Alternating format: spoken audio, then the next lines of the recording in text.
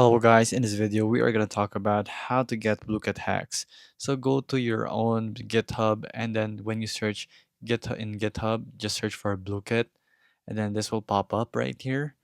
Press that and then you will have to go to GUI.js right here.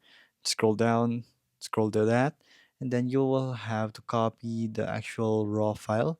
So copy that and then right here, go to a new tab, go to your bookmarks basically and then folder, choose another folder, and then right here, the URL typed in JavaScript.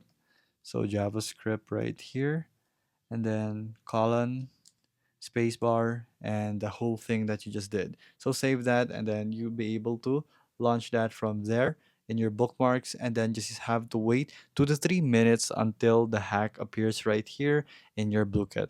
And it's pretty simple for you to do.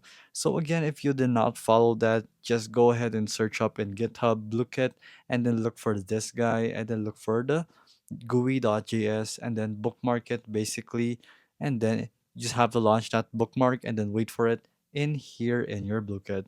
So there you go, guys. That is how you get Blooket hacks for Blooket.